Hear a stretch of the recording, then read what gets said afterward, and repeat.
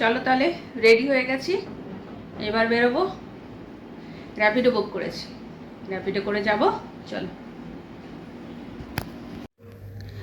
আজকে আমরা কোথায় যাচ্ছি সেটা তোমরা থাম্বনেল দেখেই বুঝতে পেরেছো। আজকে আমি আর আমার দিদি যাচ্ছি। এই যে র্যাপিডো চলে এসছে, এইবার র্যাপিডো করে হুশ করে চলে যাব।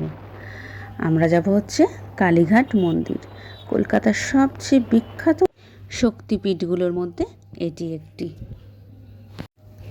এইটা হচ্ছে বন্দেল ব্রিজ।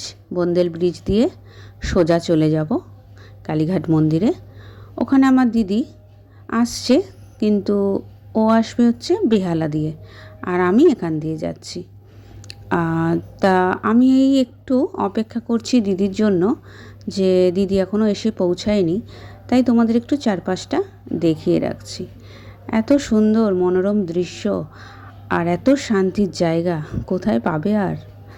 তা এখনও দিদি আসেনি, আমি একটু আগেই পৌঁছে গেছি, কারণ ও তো একটু ঘরের কাজ টাজ করে আসবে। তা আমার কাজ হয়ে গেছিলো তাড়াতাড়ি, তা আমাকে যটার সময় বেরোতে বলেছিল আমি তখনই বেরিয়েছি, ওর একটু দেরি হচ্ছে। এই যে এটা হচ্ছে আমার দিদি, আমার একটাই দিদি, আর হচ্ছে দুই দাদা। আমি সবার ছোট আর খুব আদরের। তা চলো এবার মন্দিরের দিকে এগোনো যাক। আমার পিস্তত দাদার একজন পরিচিত আছেন, তা ওনাকেই আমার পিস্তত দাদা ঠিক করে দিয়েছে যে পুজো করবেন বলে। তা আমাদের সাথে ফোনে কথা হয়ে গেল, আর আমরা তার দোকানেই খুঁজতে যাচ্ছি। চ না দেখি না দোকানটা। ওই ঠাকুরমশাইকেই আমরা খুঁজছি, কারণ উনি খুব ভালো করে আমাদের পুজো করিয়ে দেন, আর কোনো অসুবিধা হয় না। একদম মায়ের সামনে গিয়ে পুজো দিয়ে আসতে পারি খুব ভালো। পুজো দেওয়া যাক। পুজো দিতেই এসছি বিকেলবেলায়। দোকানটা আমরা পেয়ে গেছি, এবার ঠাকুরমশাইয়ের সঙ্গে কথা বলছি কীরকম কী নেবেন। তা দিদি কথা বলছে আর আমি এখানে একটু শ্যুট করে নিচ্ছি। এই রাস্তা দিয়ে এনেছিলাম, এখন ওই ইয়েটা দিয়েছি।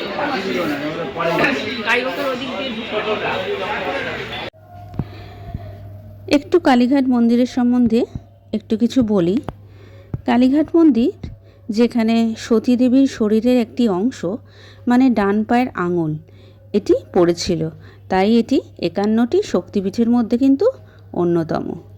কালীঘাটের প্রাচীন অস্তিত্ব প্রায় 200 থেকে 300 বছর পুরনো, আর জায়গাটি আরও প্রাচীন তীর্থস্থান হিসেবে পরিচিত।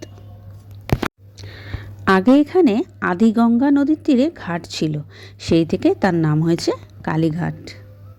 আমাদের দুজনেরই দুই ছেলে, তা দুজনেরই এমন টিউশন, এমন দিনে টিউশন যে এমন একটা দিন বার করতে হলো যে যেটা ওদের পড়াও থাকবে আর আমরা আসতে পারবো।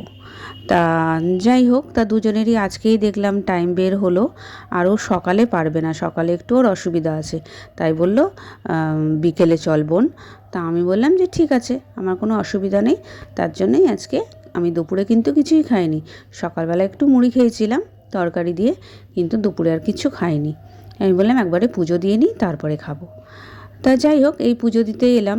খুব সুন্দর আমরা পুজো দিয়েছি। ঠাকুরমশাই আমাদের একদম মন্দিরের ভেতরে নিয়ে গিয়ে পুজো দিয়েছেন। আর এই এবার ধূপ দেখানো হচ্ছে।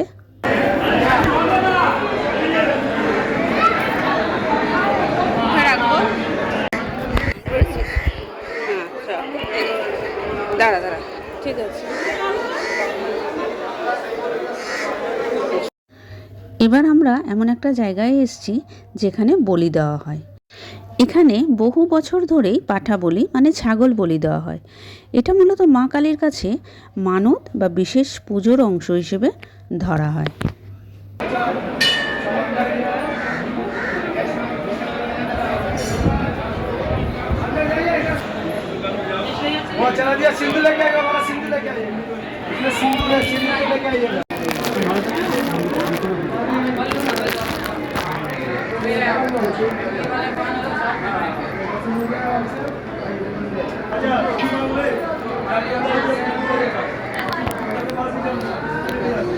पैसा नहीं लगता है आपको, बाहर वाला फॉरेनर होता है। हाथ पकड़ के 1100 बनने से आप दे दीजिएगा। মন্দিরের চারিদিকে আমরা এখন ঘুরছি। আর পুজো হয়ে গেছে, আর কিছু ছবি তোলা হবে বা ভিডিও তোলা হবে তোমাদের জন্য। তা দেখতে থাকো। আমাদের তো খুবই ভালো লাগছে এই জায়গায় এসে। আর আগে যখন মায়ের সাথে আসতাম আমি ছোটোবেলায়, তখন কিন্তু মানে এতটা এরকম ছিল না। আরও মানে এখন অনেক উন্নত হয়েছে, অনেক, চারিদিকে এত দোকানপাট, এত লাইটিং, এত সুন্দর করেছে। আগের থেকে এখন অনেক সুন্দর হয়েছে। তোমরা বন্ধুরা পারলে কিন্তু একবার এসো, ভগবানের দর্শনও হয়ে যাবে আর এই মনোরম দৃশ্যগুলোও তোমরা উপভোগ করতে পারবে। ওই পেছন দিয়ে দেখা যাচ্ছিল, ওই যে ওই এসেছি, আমিও দেখেছি কথা, আমি ইচ্ছা করে আরো আসলাম না, ওই পাশ দিয়ে মন্দিরটা দেখা যাচ্ছিল আরো, যে আমরা বাড়ির লোককে আনলে বাড়ি চলো করবে। আমি তো বড়োর সাথে আগেবার এসে বললাম, ওখানে গেলাম, দিয়ে সোজা বেরিয়ে গিয়ে বাড়ি চলে গেলাম। মানে আমি একটু ঘুরবো, দেখবো আশেপাশে মন্দিরটা কি মানে পরিবর্তন হয়েছে, কত নতুন নতুন জিনিস, সেগুলোই দেখা হলো না ভালো। কবে এসেছিলাম বলতো, সেই মানে না মা বাবার কাজের সময় তো এসছি, কিন্তু আগে যখন ছোটবেলায় পুরো মায়ের সাথে সব সময় আসতাম। মা যে কোনো পুজো থাকতো এ থাকতো আমাদেরকে নিয়ে আসতো মায়ের সাথে।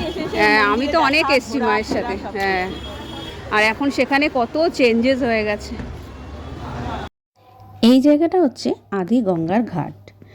এখানে বহু বছর আগে নৌকায় করে তীর্থযাত্রীরা এই আদি গঙ্গা দিয়েই কালীঘাট টেম্পেলে আসতেন। কালীঘাট নামটাই কিন্তু এসেছে এই নদীর ঘাট থেকে, অর্থাৎ কালী মন্দিরের ঘাট। আগে এখানে স্নান করা হতো, তারপর কিন্তু মন্দিরে পুজো দেওয়া হতো। তা যাই হোক, দেখো কি সুন্দর মনোরম দৃশ্য, খুব সুন্দর। কিন্তু এখানে স্নান এখনও হয়, অবশ্য স্নানও হয়, এখান থেকে জল তুলে আমরা নিয়েও যাই, কিন্তু অতটা পরিষ্কার নয়।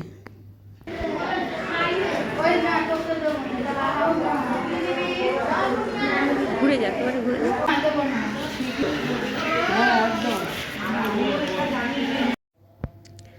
দেখো বন্ধুরা, এখানে কি সুন্দর জলের ফোয়ারা। ফোয়ারার আশেপাশের এলাকা আসলে পুরনো আদিগঙ্গার পরিবেশকে একটু নতুনভাবে তুলে ধরার অংশ। সন্ধ্যার সময় এই ফোয়ারার আলো খুব সুন্দর লাগে। আগে জায়গাটা ভিড় আর আগোছালো ছিল, কিন্তু এখন অনেক পরিষ্কার। পাশে বসার জায়গা, আলো আর ওয়াকওয়েও বানানো হয়েছে। কালীঘাটকে মডার্ন ট্যুরিস্ট স্পট হিসেবেও গড়ে তোলার চেষ্টা চলছে।